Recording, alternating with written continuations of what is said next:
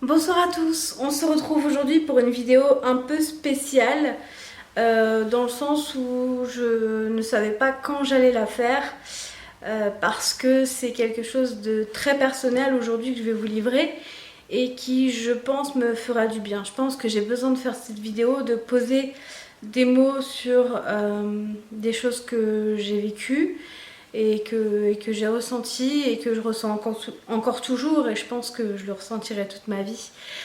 Je viens aujourd'hui vous expliquer pourquoi j'ai repris du poids.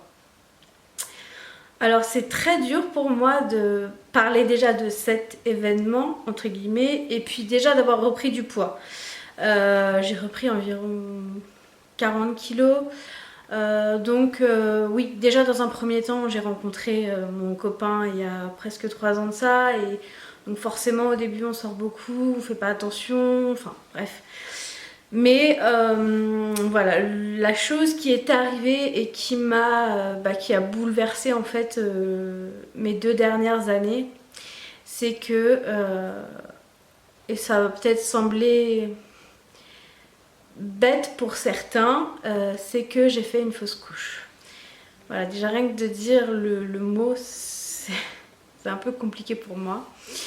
Je regarde là parce qu'il y a Luna. Donc j'ai fait une fausse couche en décembre 2016. Je voulais pas en parler au début parce que c'est quelque chose de personnel. Il y a très peu de mon entourage, très peu de personnes de mon entourage qui sont au courant. Donc je pense que certaines personnes vont l'apprendre en regardant cette vidéo. Et en voyant... déjà il a fallu que je guérisse moi avant de pouvoir en parler parce que il y a une grande période où j'avais même du mal à dire les deux mots fausse couche en fait. Dans un premier temps, en fait, quand je suis tombée enceinte, ça faisait pas très longtemps que j'étais avec Antoine. Et quand je l'ai appris, et quand Antoine l'a appris, en fait, on était surpris évidemment parce que c'était pas programmé, mais c'est un bébé qu'on aurait gardé si ça avait abouti. Je suis donc tombée enceinte en début novembre 2016. Je l'ai appris très vite parce que j'étais très réglée en fait avant. Voilà, tous les 28-29 jours j'avais mes règles. Ça c'était déjà nouveau pour moi parce que quand j'avais mes 60 kilos en plus, je pouvais ne pas avoir mes règles pendant 3 mois, les avoir pendant 2 semaines d'affilée, enfin bref. Et j'étais toujours réglée, donc tous les 28 jours, j'avais mes règles, ça dure 3 jours. Bon, ça n'a pas changé, ça dure toujours 3 jours.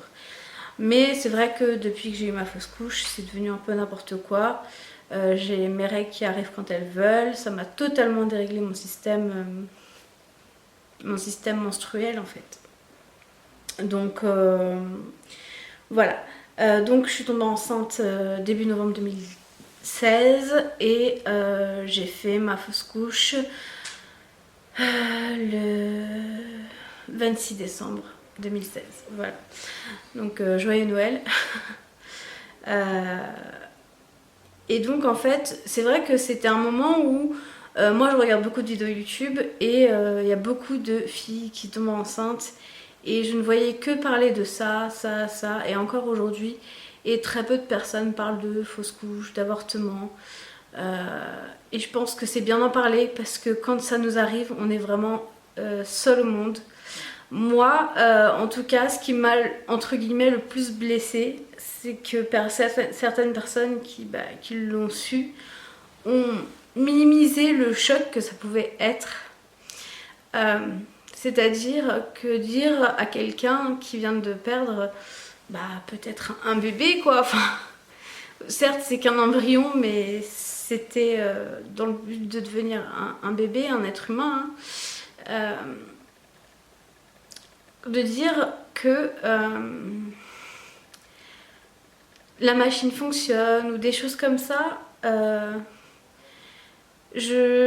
en fait devant les gens j'essaie de faire bonne figure et je disais oui oui voilà c'est ça, on se remet très bientôt et finalement voilà on a laissé le temps passer et on préfère attendre et d'avoir vraiment la situation la plus optimum pour faire un enfant, et c'est très bien comme ça. J'ai 32 ans, il a 31 ans, donc je pense qu'on a encore quelques années devant nous pour pouvoir faire un bébé. Mais c'est vrai que ce soit la gynéco que j'ai vue ou certaines personnes de mon entourage, ils ont un peu minimisé la chose. C'est un peu banalisé la fausse couche, et en fait moi très sincèrement, mais ça ne m'avait même pas effleuré l'esprit que ça puisse m'arriver en fait. Et ça m'a littéralement détruit de l'intérieur, même si ça se voyait pas à l'extérieur. Et pendant très longtemps, pendant plus d'1 an, encore aujourd'hui c'est compliqué pour moi, même si j'arrive à en parler. Mais il faut pas trop y faire allusion, et ouais, c'est très très compliqué pour moi. Mais je tenais quand même à vous en parler pour que vous compreniez, parce qu'à chaque fois je disais oui, j'ai eu un gros problème dans ma vie, et j'espère que cette vidéo elle pourra aider certaines personnes à être un peu moins seules, des personnes qui s'en veulent peut-être comme moi je m'en suis voulu. Des personnes qui ont besoin de voir que quelqu'un a vécu la même chose qu'elle. C'est assez bizarre de dire ça comme ça, mais c'est vrai que moi j'ai cherché quand même beaucoup de témoignages pour me dire que j'étais pas seule et que c'était pas grave, même parce que pour moi en fait c'était la fin du monde de perdre un bébé, parce que dans ma vie mon plus grand rêve c'est de devenir maman et de me dire que voilà, tous les ans ce bébé il aurait eu tel âge, c'est un bébé qui aurait dû naître le 23 août et le 23 août 2017, et c'est vrai qu'en 2018, en 2019 je vais me dire waouh, il aurait eu 1 an, il aurait eu 2 ans, qu'est-ce que serait notre vie aujourd'hui si on avait eu ce bébé? Je sais pas, enfin plein de questions qui resteront sans réponse de toute façon. Donc voilà, je voulais vous en parler parce que je vous livre mon histoire de A à Z, et cette partie de ma vie fait partie de moi, fait partie de mon histoire, et même si c'est très privé, j'espère sincèrement que cette vidéo va aider plein de personnes qui ont connu ou qui connaîtront peut-être un jour ça. Je vous le souhaite pas hein, sincèrement, mais peut-être que ça vous aidera, je ne sais pas. Voilà, si ça aide même une personne, ce sera déjà très bien. Et moi je pense que ça m'aidera également à avancer. Voilà, c'est donnant. Et je pense que maintenant vous comprenez un peu mieux mon histoire, pourquoi j'ai repris du poids. Donc voilà. Et ce malgré le bypass, parce qu'aujourd'hui mon bypass a bientôt 5 ans, donc il est quasiment obsolète. Hein. Moi là je perds du poids, mais je considère perdre du poids uniquement grâce à moi et pas grâce à l'opération. Donc voilà. Donc maintenant vous le savez. J'espère qu'il y a des personnes qui seront pas mal intentionnées, qui ne vont pas mettre des commentaires de merde, parce que très concrètement ils seront supprimés hein. Ils seront survolés et supprimés et bloqués et tout ce que vous voulez. Sur ce sujet là je ne rigole pas, je ne blague clairement pas. Donc voilà, si vous avez des conseils, enfin des choses vraiment concrètes à dire, dites-les.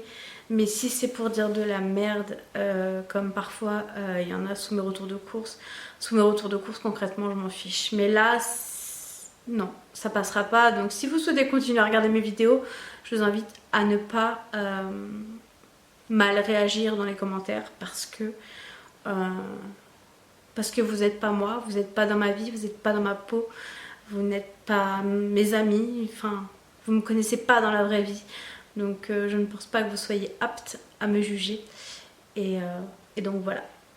Donc voilà, je vais terminer cette vidéo ici. J'espère sincèrement qu'elle pourra aider certaines personnes qui se sentent seuls ou démunis face à ce drame, parce que pour moi c'est un drame de faire une fausse couche, comme c'est un drame de vivre un avortement, parce que c'est pas facile, même si on fait le choix de perdre son bébé, d'enlever son bébé, ben c'est pas facile. Je pense pas qu'on fasse ça de gaieté de cœur, hein, très sincèrement.